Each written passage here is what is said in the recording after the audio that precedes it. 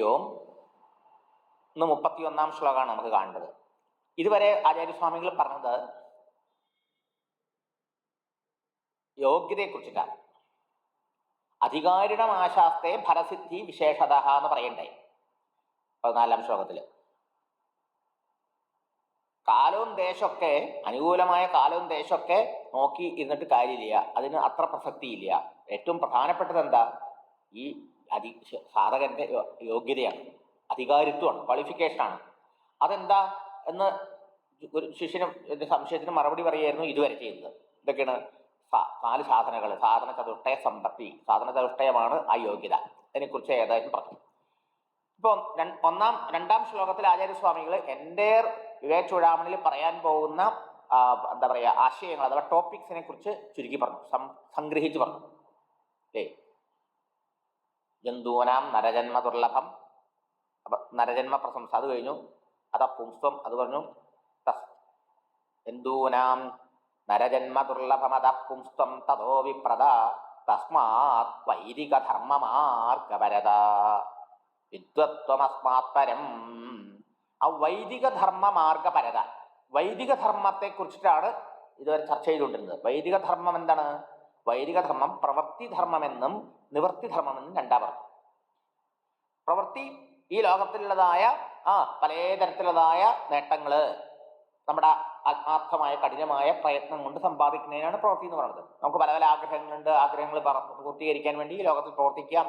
പണം ഉണ്ടാക്കണോ, സ്ഥാനമാനങ്ങൾ ഉണ്ടാക്കണോ, ഭോഗങ്ങൾ ഉണ്ടാക്കണോ, പൈസ, പേര്, പെരുമ ഇതെല്ലാം ഉണ്ടാക്കാം നമുക്ക്. അതുപോലെ തന്നെ പുണ്യകർമ്മങ്ങളെ കൊണ്ട് നമുക്ക് എവിടെ വരെ പോവാം? ബ്രഹ്മലോകം വരെയും പോവാം. അങ്ങനെയുള്ള എല്ലാത്തിനെയും കുറിച്ച് പറഞ്ഞു. ആ പ്രവൃത്തിയുടെ പരിമിതി മനസ്സിലായി. കർമ്മം ക്ഷണികമായതുകൊണ്ട് ലിമിറ്റഡ് ആക്ഷന് ലിമിറ്റഡ് റിസൾട്ടേ തരാൻ പറ്റുള്ളൂ. കർമ്മം കാലദേശങ്ങളാൽ പരിമിതമായതുകൊണ്ട് അതുകൊണ്ട് ശാശ്വതമായിട്ടുള്ളതായ ഫലം തരാൻ കർമ്മത്തിന് പറ്റില്ല. ബ്രഹ്മലോകം വരെ പോയാലും തിരിച്ചു വരണം. പുണ്യം ചെയ്യിക്കണവരെ അവിടെ നിൽക്കാൻ പറ്റുള്ളൂ. അതുകൊണ്ട് കർമ്മം കൊണ്ട് മുക്തി സാധ്യമല്ല.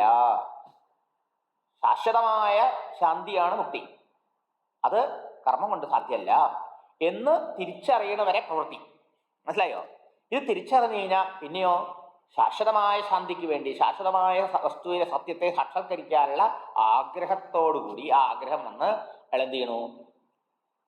അത് അറിയാൻ വേണ്ടി അത് അറിഞ്ഞിട്ടുള്ള ബ്രഹ്മനിഷ്ഠനും ശ്രോത്രിയനുമായിട്ടുള്ള ഒരു ഗുരുനാഥനെ സമീപിച്ച് പ്രയത്നിക്കണം. അതാണ് നിവൃത്തി മാർഗം. ആ നിവൃത്തി മാർഗമാണ് നമ്മൾ കണ്ടുകൊണ്ടിരിക്കണം. ഇപ്പം ഈ ശ്ലോകത്തിൽ കണ്ടുകൊണ്ടിരുന്നത് ആ നിവൃത്തി മാർഗത്തിലെ സാധനം എന്താണ്? ഗുരുപസദനം. ഗുരുവിനെ വേണ്ട പോലെ ശരണമടയ്ക്കുക. അണ്ടേ? ആ ഗുരുവിനെ ശരണമടഞ്ഞിട്ടോ ഗുരുവിൽ നിന്ന് ശ്രവണ മനന ധ്യാനാദികൾ നിധ്യാസനം ചെയ്യണം.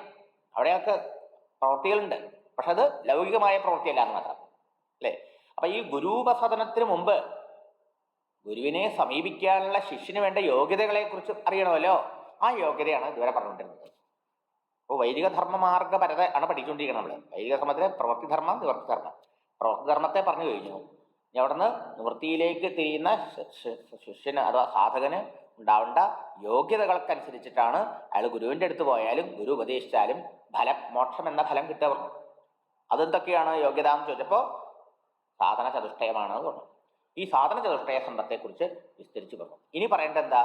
ഗുരുപസക്തി അഥവാ ഗുരു ഉപസദനം. പ്രോപ്പറായിട്ട് ഒരു ഗുരുവിനെ ആശ്രയിക്കുക, ആ ഗുരുവിൽ നിന്ന് പിന്നീട് ശ്രവണാദികൾ ചെയ്യാം.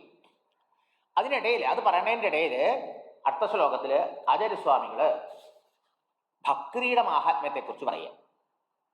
മനസ്സിലായോ? അപ്പോ ഈ ദ്വൈതത്തിൽ മാത്രമേ, അല്ലെങ്കിൽ ഭക്തി വേദാന്ത ഗ്രന്ഥമാണത്, അവിടെയും ഭക്തിയുടെ പ്രസക്തത്തെ കുറിച്ച് ആചാര്യസ്വാമികൾ പറയും. നോക്കാം. 31 ശ്ലോകം.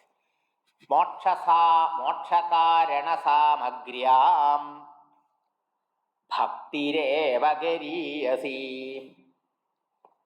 സ്വസ്വരൂപാനുസന്ധാനം ഭക്തിരീത്യഭിധീയതേ.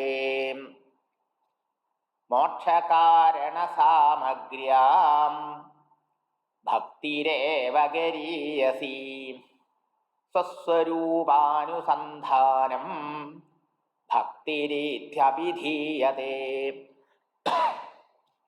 മോക്ഷ കാരണ സാമഗ്രിയാം. മോക്ഷത്തിന് കാരണമായിട്ടുള്ള സാമഗ്രികളിൽ വെച്ചിട്ട് ഭക്തി ഏവ, ഭക്തി ഒന്ന് മാത്രമാണ്, അല്ലെങ്കിൽ ഭക്തി ഒന്ന് തന്നെയാണ് ഗരീയസി, ഏറ്റവും ശ്രേഷ്ഠമായിട്ടുള്ളത്, സുപ്രീമായിട്ടുള്ളത്, സുപ്പീരിയർ ആയിട്ടുള്ളത്, പ്രോമിനന്റ് ആയിട്ടുള്ളത്. ഇപ്പോ മോക്ഷത്തിന് പല പല സാധനങ്ങൾ ആവശ്യമുണ്ട് അല്ലേ? അതിൽ വെച്ച് ഏറ്റവും ശ്രേഷ്ഠമായിട്ടുള്ള എന്താ? ഭക്തിയാണ്. എന്താ അങ്ങനെ പറഞ്ഞത്? ഭക്തി എന്ന് പറഞ്ഞാൽ സ്നേഹമാണ്. നമുക്ക് തെരഞ്ഞെടുത്ത ഒരു ആദർശത്തിനോട് എത്രത്തോളം സ്നേഹമുണ്ടോ അത്രത്തോളമാണ് അതിനുവേണ്ടി സമർപ്പിത ജീവൻ നയിക്കാനുള്ള പ്രചോദനം ഉണ്ടാവുക അല്ലേ? ആ പ്രവർത്തിക്കാനുള്ള ഫോഴ്സ് അത് പ്രേമുണ്ടെങ്കിൽ ഉണ്ടാവുള്ളൂ, സ്നേഹം ഉണ്ടെങ്കിൽ ഉണ്ടാവുള്ളൂ. നമുക്ക് സ്നേഹമുള്ള ഒരാൾക്ക് വേണ്ടി എന്ത് ചെയ്യാൻ തയ്യാറല്ലേ നമ്മള്? അല്ലേ? എത്ര ചെയ്താലും മതിയാവില്ല. ഓ ഇല്ല. സ്നേഹം ഇല്ലാത്ത ഒരാൾക്ക് വേണ്ടി എന്തെങ്കിലും ചെയ്യേണ്ടി വന്നാലോ? സ്നേഹം ഇല്ലാത്തൊരു പ്രവൃത്തി ചെയ്യേണ്ടി വന്നാലോ?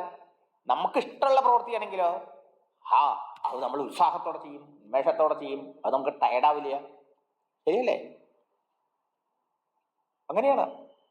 ഇപ്പൊ ഇഷ്ടമായിട്ട് മിലിറ്ററി ചേരണവരുണ്ട്, എന്നാൽ ജോലിക്ക് വേണ്ടി മിലിറ്ററിയിൽ പോണവരുണ്ട് അല്ലേ? ഡിഫൻസിൽ ചേരേണ്ട പല ആൾക്കാരും. ഏത് ജോലിക്കും, ഡിഫൻസ് അല്ല, ഡിഫൻസ് പ്രത്യേകിച്ചും വളരെ ഉത്തരവാദിത്തമുള്ളതാ. ഗവൺമെന്റ് ഓഫീസിൽ പോയി ക്ലർക്കിന്റെ പണി എടുക്കുന്ന മാതിരിയല്ല, അല്ലെങ്കിൽ ബാങ്ക് പണിയിൽ പോയി ക്ലർക്കിന്റെ പണി എടുക്കുന്ന മാതിരില്ല, കാശ് പണിക്ക് കാശിയറായിരിക്കുന്ന മാതിരിയല്ല. ഡിഫൻസ് രാഷ്ട്രത്തിനെ രക്ഷിക്കലാണ് അല്ലേ? വലിയ ഉത്തരവാദിത്വമാണ്. അവിടെ അവർക്ക് തെറ്റുപറ്റി കഴിഞ്ഞാൽ എല്ലാവരും ജീവൻ പോകും. അപ്പോൾ അതൊരു പാഷൻ ആവണം അല്ലേ?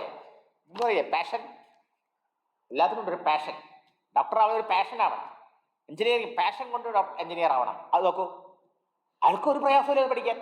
എന്താ കാരണം? അയാളുടെ ഉള്ളാലയാളുടെ താല്പര്യം കൊണ്ടെടുത്തല്ലേ? ശരിയോ?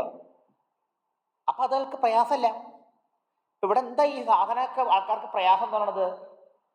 ഇതൊരു പാഷനല്ല. മോക്ഷം വേണതൊരു പാഷൻ വേണം. മനസ്സിലായില്ലേ? എന്നെ ബന്ധനത്തിൽ നിന്ന് മോചിപ്പിക്കണം, എനിക്ക് ശാശ്വതമായ സത്യം അറിയണം, ശാശ്വതമായ സുഖം, ശാന്തി, സമാധാനം വേണം എന്ന ആ പാഷൻ നമുക്ക് ഉണ്ടാവണം. അതിനോട് നമുക്ക് അങ്ങനത്തെ സ്നേഹം ഉണ്ടാവണം. ഭക്തി എന്ന് പറഞ്ഞ സ്നേഹമാണ്. വെറും ലൗകിക വസ്തുക്കളുടെ സ്നേഹത്തിനല്ല ഭക്തി എന്ന് പറയാം. നശ്വരമായ, നിസ്സാരമായ, അല്പമായ, ക്ഷണികമായ, ലോവറായ വസ്തുക്കളോടുള്ള സ്നേഹത്തിന് നമ്മൾ പറയാ ആസക്തി എന്നാണ് അല്ലേ? ഭക്തി എന്ന് പറഞ്ഞാൽ ഒരു വികാരമാണത്, ലവ് ആണത്. But love towards something higher, something nobler, something greater. ശ്രേഷ്ഠമായ ഒന്നിനോട് തോന്നണതാ മാതൃഭക്തി പറയുന്നത്. അമ്മോട് ഭക്തി. പക്ഷെ ഭാര്യയോട് ഭക്തി എന്ന് പറയാറുണ്ടോ? ഭർത്താവിനോട് ഭക്തി എന്ന് പറയാറില്ല. പതിഭക്തി എന്ന് പറയാറുണ്ട്.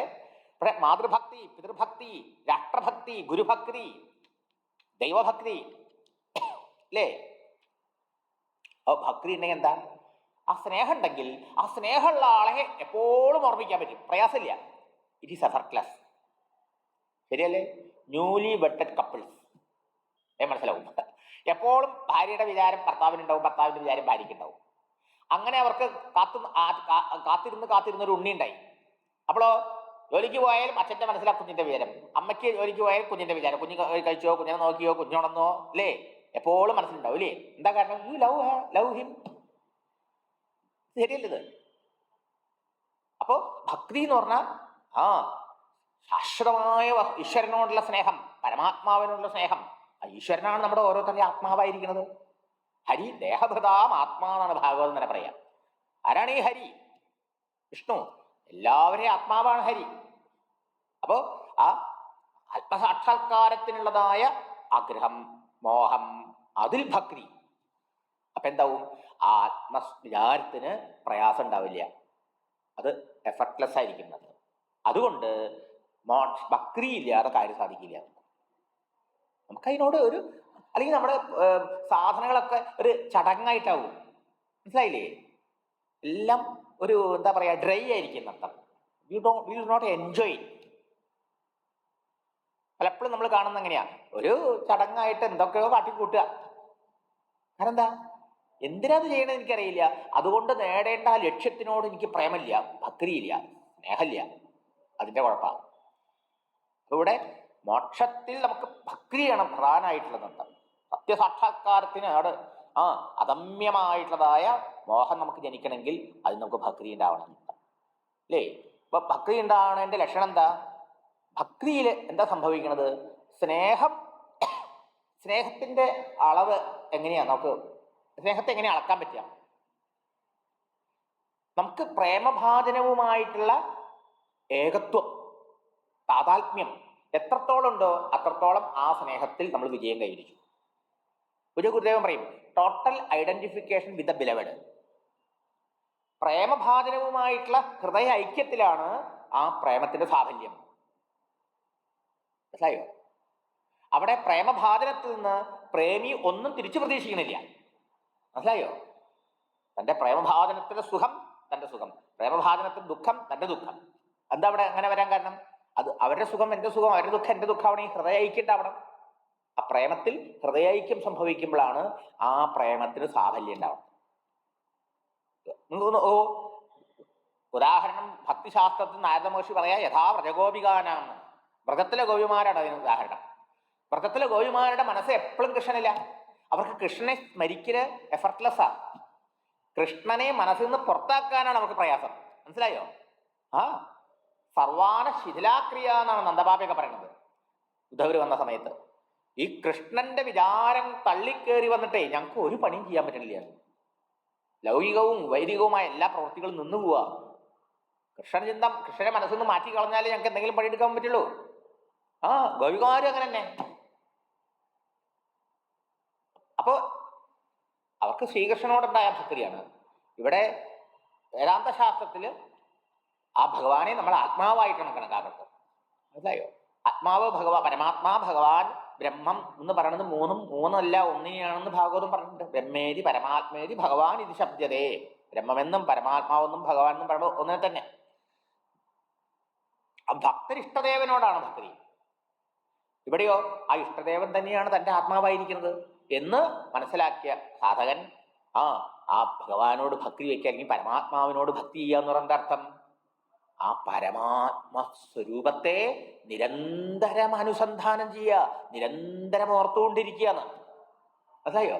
അപ്പൊ ഈ നിരന്തര സ്മരണ ആരെക്കുറിച്ച് വേണമെങ്കിലും എന്തിനെക്കുറിച്ച് വേണമെങ്കിലും എന്ത് വേണം, അതിനോട് നമുക്ക് അങ്ങേറ്റത്തെ പ്രേമം, സ്നേഹം, താല്പര്യം, ഭക്തി ഉണ്ടാവണം. മനസ്സിലായോ? അതുകൊണ്ട് ദ്വൈതത്തിലായാലും ശരി അദ്വൈതത്തിലായാലും ശരി ഈ സാധനയുടെ സ്പിരിറ്റും ഫോഴ്സും എവിടെയാണ്? ഭക്തിയില, പ്രേമത്തിലാണ്. അതുകൊണ്ട് ഇവിടെ പറയുന്നു മോക്ഷസാധന സാമഗ്രിയ. മോക്ഷത്തിന് പല പല സാധനങ്ങളുണ്ട്, ആ സാമഗ്രികളുണ്ട്. അതിൽ വെച്ച് ഏറ്റവും ശ്രേഷ്ഠമായിട്ടുള്ളത് ഭക്തി തന്നെയാണ്. ഇവിടെ എന്താണ് ഭക്തി? ആചാര്യസ്വാമികൾ പറഞ്ഞു, സ്വസ്വരൂപ അനുസന്ധാനം ഭക്തി ഇതി അഭിധീയതേ. സ്വസ്വരൂപത്തിന്റെ നിരന്തരമായ അനുസന്ധാനം, നിരന്തരമായ സ്മരണം, അതിനാണ് ഭക്തി എന്ന് ഇവിടെ പറഞ്ഞത്. തന്റെ സ്വരൂപം എന്താ? തന്റെ സ്വരൂപം ആത്മാവാണ്. ആ ആത്മസ്വരൂപത്തെ, തന്റെ സ്വസ്വരൂപം എന്താണെന്ന് ഗുരുവിന് അറിയണം, ഞാൻ നേടണം. അതിനുശേഷം ആ സ്വരൂപത്തിന്റെ ആ ചിന്ത നിരന്തരവും അനുസൂതവുമായിട്ട് മനസ്സിൽ മുറിവില്ലാതെ സംഭവിക്കുന്നതിന്റെ പേര് ഭക്തി. ആ ഭക്തിയുടെ സാഫല്യത്തിൽ എന്തുണ്ടാവുന്നു? ആ സ്വസ്വരൂപമായ ആത്മാവായ ആ ഭഗവാനോട് നമ്മുടെ മനസ്സ് ഐക്യം പ്രാപിച്ച് ഒന്നായി തീരാം. മനസ്സ് ആ ആത്മസ്വരൂപത്തിൽ ഏകീഭവിച്ച് ഒന്നായി തീരാം. അപ്പോഴാണ് സാഫല്യം, അതാണ് മോക്ഷം. സ്വസ്വരൂപ അനുസന്ധാനം ഭക്തി. അനുസന്ധാനമാണ് ഭക്തി. ഇപ്പൊ ഇഷ്ടദേവത ഭക്തിയിലായാലും എന്താണ്? ആ ഇഷ്ടദേവന്റെ സ്മരണ നിരന്തരം മുറിവില്ലാതെ മനസ്സിൽ സംഭവിക്കുന്നതിന്റെ പേരാ ഭക്തി. അല്ലാതെ എന്തെങ്കിലും ദൈവത്തിനോട് ഇങ്ങനെ യാചിക്കണതിന്റെ പേരല്ല ഭക്തി. ഭക്തിയുടെ പേരിൽ നടക്കണം എന്താ? യാചനയാണ്, അല്ലേ? അതിന്റെ പേരല്ല ഭക്തി. പല ആഗ്രഹങ്ങളും ആവശ്യങ്ങളും നിറവേറ്റാൻ വേണ്ടി ഈശ്വരനോട് യാചിക്കുന്ന ഏർപ്പാടിനെയാണ് ഭക്തി എന്ന് പലരും തെറ്റിദ്ധരിച്ചിരിക്കുന്നത്. നേരെ മറിച്ച് ഇവിടെ സ്വന്തം സ്വസ്വരൂപമായ ആ ആത്മാവ് ഭഗവാനാണ് എന്ന് മനസ്സിലാക്കി ആ ആത്മാവിൻ്റെ മഹിമയെ നിരന്തരം സ്മരിച്ചുകൊണ്ട് ഓർമ്മിച്ചുകൊണ്ടേ ഇരിക്കലാണ് ആ നമ്മുടെ ഈ ഇപ്പോഴത്തെ ശരീര മനോബുദ്ധികളോടുള്ള താതാത്മ്യഭാവത്തെ വിട്ട്, ഈ പരിമിതനായ ഒരു ജീവനാണ് ഞാനെന്ന ഭാവത്തെ വിട്ട് അപരിമേയമായ പരമാത്മാവുമായി ഐക്യം പ്രാപിക്കാനുള്ള ഏക വഴി. അവിടെ പ്രേമം നമുക്ക് എത്രത്തോളം ഉണ്ടോ അത്രത്തോളമാണ് വിജയം. ബാക്കി എല്ലാ സാധനേക്കാളും ബാക്കിയൊക്കെ വരും ഈ ഭക്തി ഉണ്ടായാൽ. അതാ ഈ ഭക്തി ഉണ്ടായ എല്ലാ മറ്റു ഗുണങ്ങളും എളുപ്പത്തിൽ വന്നു ചേരുന്നത്.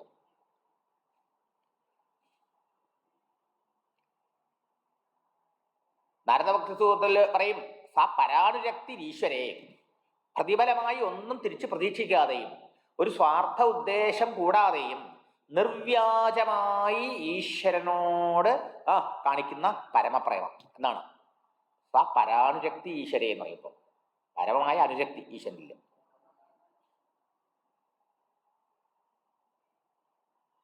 പ്രേമിക്ക് പ്രേമഭാജനത്തോടുള്ള ഏകീഭാവമാണ് ശരിയായ പ്രേമം. മനസ്സിലായോ? ഇവിടെ നമ്മുടെ പ്രേമം എന്താ പരമാത്മാവാണ്.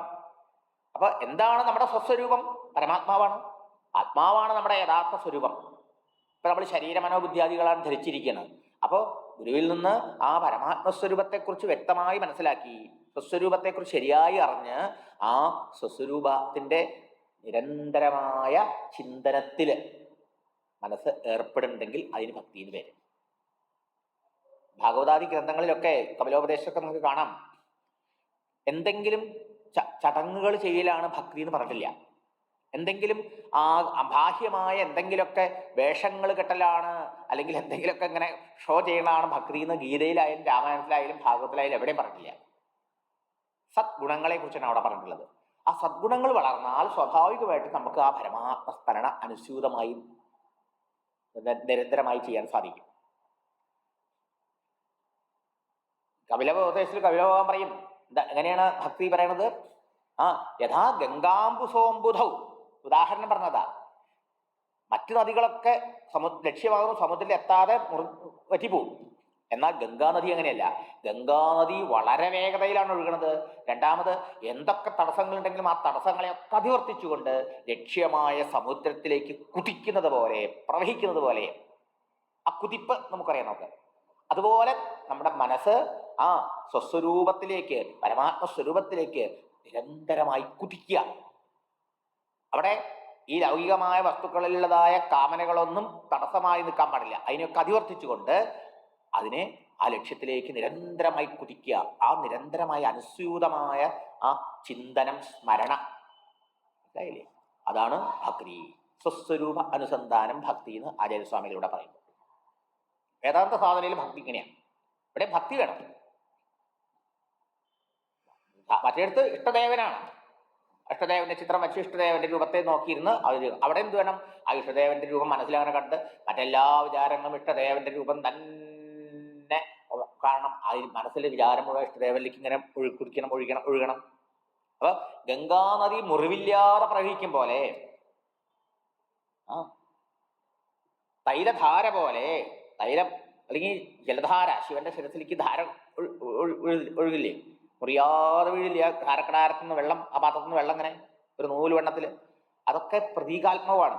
ഇതുപോലെ നമ്മുടെ ചിത്തവൃത്തികള്, ചിന്തകള്, പ്രേമത്തിൽ കുളിച്ച ചിന്തകള് ലക്ഷ്യമാകുന്ന സ്വസ്വരൂപത്തിലേക്ക്, പരമാത്മസ്വരൂപത്തിലേക്ക് നിരന്തരമായി മുറിവില്ലാതെ പ്രവഹിക്കണതിന്റെ പേര് ഭക്തി.